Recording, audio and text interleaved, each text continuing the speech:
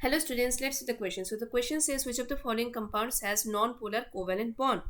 तो यहाँ जो ऑप्शंस दिए गए हैं आपको यहाँ से पहचाना होगा कि कौन सा कंपाउंड जो है वो कोवेलेंट बॉन्ड से बने हुए हैं और नॉन पोलर भी है.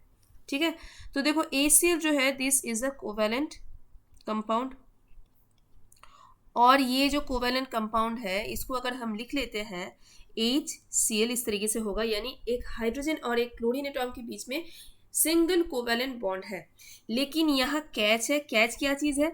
ये जो क्लोरीन है ना, क्लोरीन भाई साहब का बहुत मन होता है कि ये बॉन्ड वाला जो इलेक्ट्रॉन पेयर है उसको अपने तरफ खींच ले, और क्योंकि अपने तरफ खींच लेता है तो छोटू सा नेगेटिव चार्ज यानी डेल्टा नेगेटिव क्लोरीन के ऊपर हो जाता है, और हाइड्रोजन से दूर जा रहा है तो हाइड्रोजन के ऊपर एक छोटू सा डेल्टा पॉजिटिव चार्ज हो जाता है. तो यहाँ पे पोज का जनरेशन होता है, तो आपको यहाँ पे पोलैरिटी दिख रहा है. So that is why we can not say कि HCl जो है वो नॉन पोलर कंपाउंड है, ये डेफिनेटली ये पोलर कंपाउंड है. So this is not your answer. Ammonia पे आ जाते हैं. एमोनिया देख लो, एमोनिया भी कोवैलेंट कंपाउंड ही है. अब एमोनिया को अगर हम ड्रॉ करेंगे तो इस तरीके का होगा, ठीक, और यहाँ पे लोन पेयर्स होता है.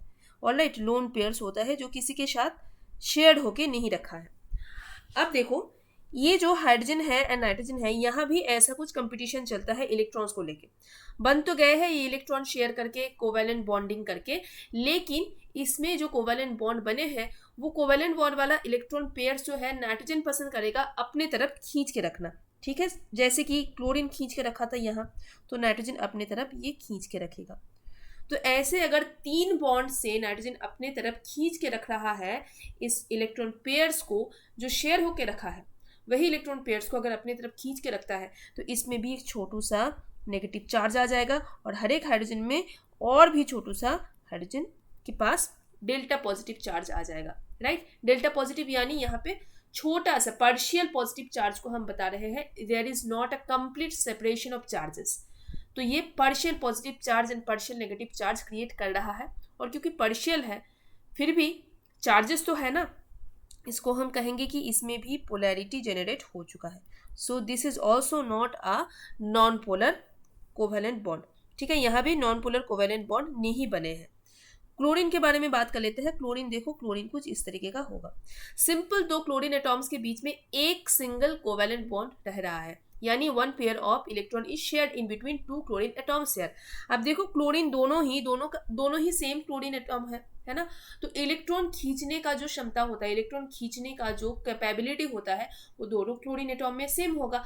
कौन खींचेगा फिर? तो इलेक्ट्रॉन पेयर जो है वो बीचों बीच रहेगा. यहाँ पे कहीं एक एटॉम की तरफ इलेक्ट्रॉन का झुक जाना ऐसा नहीं दिखेगा आपको. So this is a perfect example of non polar compound. यहाँ आपको पोलैरिटी जनरेट होते हुए नहीं नजर आने वाले हैं. So your answer is option C. आपको आंसर मिल गया है, लेकिन फिर भी हम डी को देखेंगे. अब NaCl, भाई NaCl तो बने ही हैं आयन से. यहाँ पे डेल्टा पॉजिटिव डेल्टा नेगेटिव का बात ही नहीं है, ये पूरा पूरा आयन से बने होते हैं. इसका एक कंप्लीट आयनिक क्रिस्टल होता है. Right, so it is not even counted as covalent compound. तो यहाँ पे कोवैलेंट बॉन्ड ही नहीं है.